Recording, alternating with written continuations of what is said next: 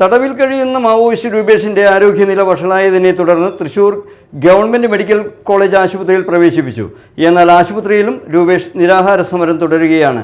കഴിഞ്ഞ ശനിയാഴ്ച മുതൽ രൂപേഷ് നിരാഹാര സമരത്തിലാണ്. വിയൂർ സെൻട്രൽ ജയിലിലെ തടവുകാരനായ രൂപേഷിന്റെ ആരോഗ്യനില വഷളായതിനെ തുടർന്ന് ജയിലിൽ നിന്നും മെഡിക്കൽ കോളേജിലേക്ക് മാറ്റുകയായിരുന്നു. കഴിഞ്ഞ ശനിയാഴ്ച മുതൽ രൂപേഷ് നിരാഹാര സമരത്തിലാണ്. ജയിൽ ഡോക്ടർ രാവിലെ നടത്തിയ പരിശോധനയിലാണ് രൂപേഷിനെ ചികിത്സയ്ക്കായി ആശുപത്രിയിലേക്ക് മാറ്റാൻ നിർദ്ദേശിച്ചത്. രൂപേഷ് എഴുതിയ പുസ്തകം പ്രസിദ്ധീകരിക്കാൻ അനുമതി വേണമെന്നാവശ്യപ്പെട്ടാണ് നിരാഹാര സമരം. മെഡിക്കൽ കോളേജ് ആശുപത്രിയിൽ എത്തിച്ച രൂപേഷിനെ മെഡിസിൻ, കാർഡിയോളജി, അസ്ഥിരോഗ വിഭാഗം, ENT വിഭാഗത്തിലെ ഡോക്ടർമാർ പരിശോധനയ്ക്ക് ശേഷം അഡ്മിറ്റാക്കുകയായിരുന്നു.